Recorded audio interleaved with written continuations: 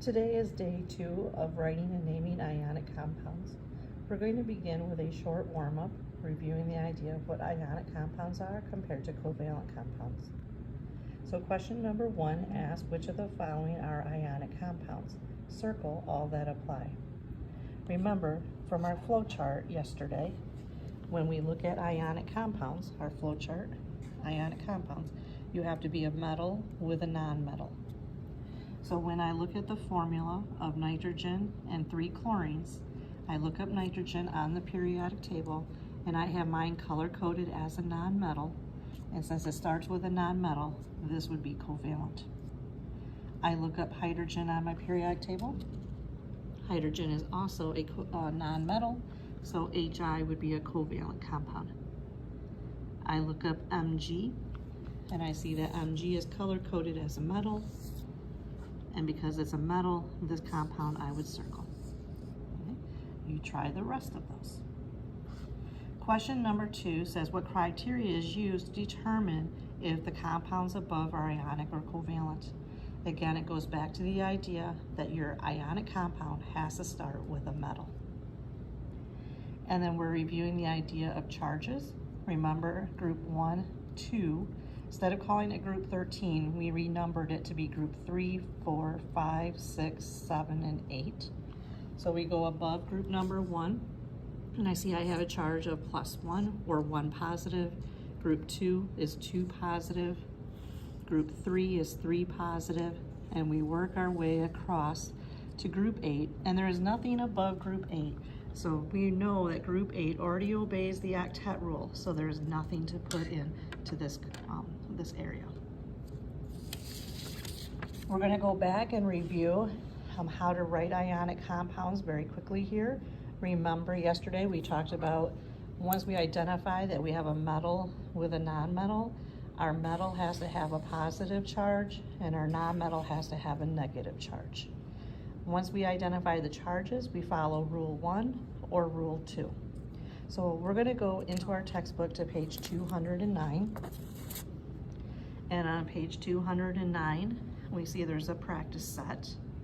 And first I'm going to ask kids to write the formula that would occur between each of these charges. Then we're going to go back and we're going to review the idea of how to write and name ionic compounds. Okay. So remember, the first name stays the same, but if it's a D block metal, we have to use our Roman numerals, but no Roman numerals are used on zinc or silver because zinc is always 2 positive and silver is always 1 positive. The ending for the element, for the monatomic ion, always changes to IDE. So when we look at question 1A, we have the 2 positive with the 1 negative. We are going to have to follow rule number 2, which says we're going to have to drop and cross. So our formula here is going to be CuBr2. When we get ready to name this compound, we recognize that copper is a D block metal and it has more than 1 possible charge. So remember from yesterday, if we go to our multivalent metals down here, copper has more than 1 possible charge. So it was either a +1 or a +2. And my textbook says I'm using a 2 positive. So I have to write it as copper, Roman numeral 2, bromide. Or if you wanted to, you could have called it cuprum, but dropped the UM and added the ic, so it could be cupric bromide. But for today, if you just want to do the Roman numeral replaces the charge here for 2 positive. So take some time, try writing those out and checking to see how you do. Now, we are going to go in the reverse direction here, finishing our assignment from yesterday, and what we ended with class day, is this time I'm going to give you the formula and I'm going to ask you to name it. So we recognize here on this first example that we have Cu and that it is copper. Now, as we recall, copper has more than one possible charge. It could be a +1 or a +2. So off to the side here, I wrote myself a note that copper is a 1 positive or a 2 positive. So it's going to depend on how it partners up with phosphorus. So what I need to do then is go and look at my periodic table, find phosphorus. Here's phosphorus, and phosphorus's family has a charge of -3 or 3 negative. So I can look at my options here. I can do my copper 1 positive with phosphorus 3 negative, or I could have copper 2 positive with phosphorus 3 negative. Which of these combinations is going to give me Cu3P? So both of them are following rule 2, where we have to drop and cross. So when I drop and cross this guy, I'm going to get Cu3P1, which is what this is. If I did this one, it would be Cu3P2, and that doesn't match. So when I go to name this guy here, I'm going to call this copper, and I'm going to use the 1 positive here. I'm going to put Roman numeral 1, and phosphorus becomes phosphide. Right. I did the same thing with PBS. PB is lead. Lead has more than 1 possible charge. Lead could be a +2 or a +4. So I wrote those 2 options over here. So it's really important that I know what sulfur's charge is. So I come up here and I find sulfur. Sulfur has a charge of 2 negative. If I put Pb2 positive and S2 negative together, the charges are going to cancel and it's going to give me PBS. If I combine these 2 together, it is not going to give me that. So my answer here is going to be lead. The charge I used is 2 positive, so I need Roman numeral 2, and sulfur becomes sulfide. I do the same thing for iron. Iron could be a 2 positive or a 3 positive. So it's important that I know what oxygen's charge is. I find oxygen, it's a -2. So I'm going to partner these guys with O2 negative. Which combination is going to get me to Fe2O3? Well, if iron's a 2 positive and oxygen's a 2 negative, they cancel. That is not that. So that means it has to be iron as a 3 positive and oxygen as a 2 negative. When I drop and cross, I get Fe2O3. So I come in here and I write iron. I used Roman numeral 3 and I have oxide. And here I have Ag. Now Ag only has 1 possible charge. Remember, it's a D black metal, but I had you write in that silver's only a 1 positive. So there's no Roman numeral, it's just the naming system. I put my metal in, keeps its name, and I change the ending to IDE. Throw silver chloride. And then I'm gonna have kids go back to page 209 and take a look at question number 2. All right, so take some time, pause it here, right, see if you can get the answers that are in the text. All right, we are now going to finish the rest of our ionic flow chart today. And so the last thing we have to add in here is this box right here. Yesterday we talked about monatomic ions, change their endings to IDE. We said that this is about elements on the periodic table. But polyatomic ions are clusters of elements. Okay, they're clusters of elements. And if you're a polyatomic ion, your name is going to stay the same. So in the front of our notebook, we have all of those polyatomic ions. So knowing how to name them is going to be important. So I have a sheet here, so I have to flip back and forth. Okay.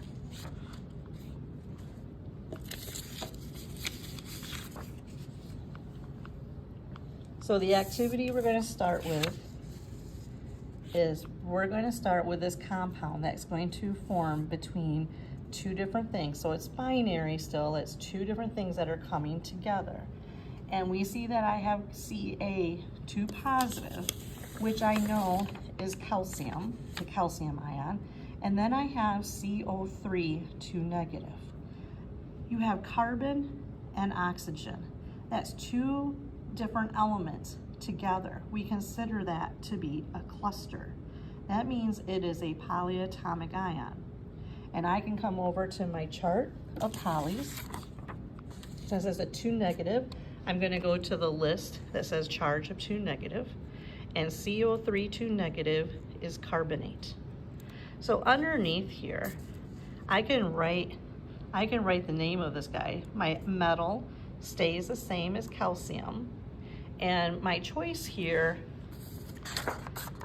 is I know that my metal, the first name stays the same as calcium. Calcium's not a D block metal, so I don't have to do any of this. But when I go to name my non-metal here, it's carbon with oxygen. It's a cluster of different elements together, which is my poly. And so I'm going to use a polyatomic ion, the name stays the same. So the name according to my polys is carbonate. So the name of my compound here is calcium carbonate. Well, for my formula, I'm looking at the charges. I have 2 positive and 2 negative. So I have my positive followed by my negative. I have 2 positive with 2 negative, so the charges are equal. So that means that the charges cancel, and that's going to give me a formula of CaCO3. Now number 2, I have potassium ion, K1 positive.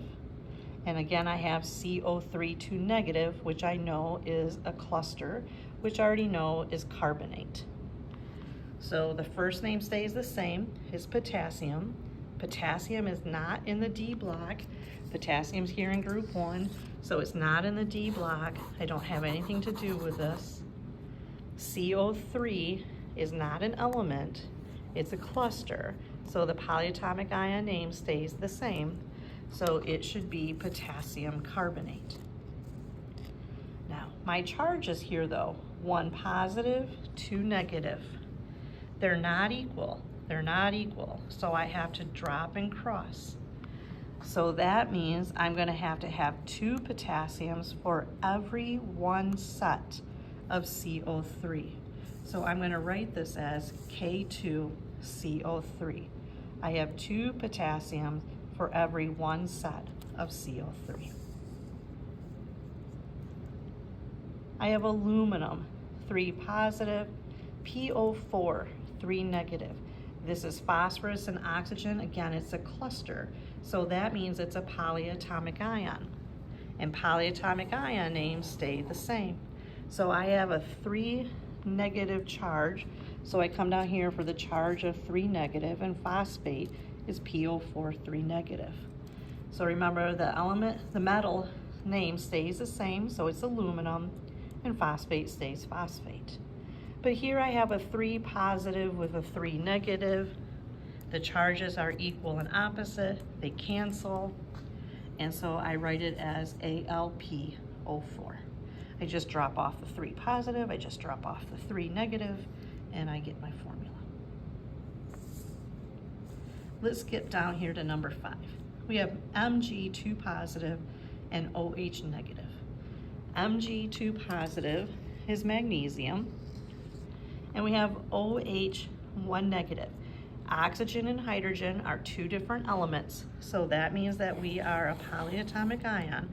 So we have to know what OH1 negative is. And we come over here, find OH1 negative, and it's the hydroxide ion. So the name is magnesium hydroxide. But we have a little problem here because this is a 2 positive and this is a 1 negative.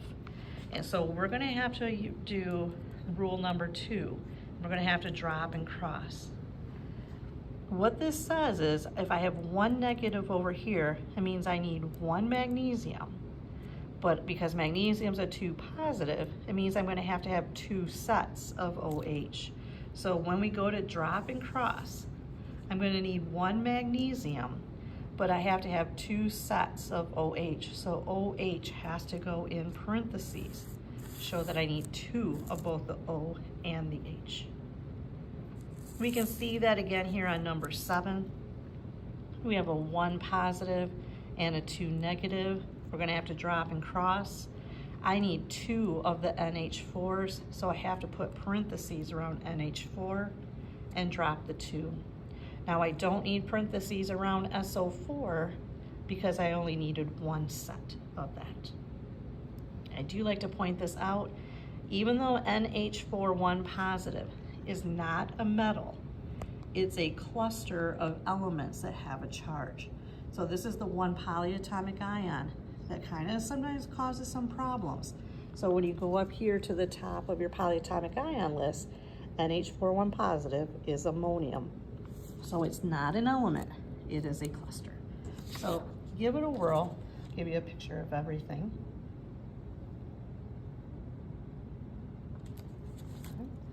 And then once we work through some of those, we're going to go to page 211, and we're only going to look at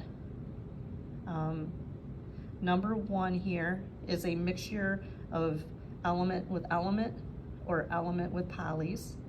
And then we're going to look at number 2, where you have to write the name. You have to be able to identify an element versus a poly. So for example, Ag is an element, O is an element. So you have an IDE ending. Calcium is an element, OH is a poly. So you'll have to look that up. K is an element, ClO3 then is a cluster, it has to be a poly. This is the kicker, this is the 1 polyatomic ion that you have to be ready to identify. You might look at N and go, hey, well, N is a non-metal, this is not ionic, but it's NH4, and NH4 is a poly, so you have to be able to look up the polyatomic ion. Now letter E is fun because you have Fe, which is a D block metal. So notice over here, we put in the charge that was used, and you had to recognize that CrO4 was a poly. So you have to work backwards on that to figure that out. When we're done working through those, I have a handout called Chemical Names and Formulas. I have a little helpful hint here just to get you started. I did not do all of them. I just kind of got you started. Put out some key ideas here to help you, just to flag it. I'll get you the hard copies. And if you have questions, let me know.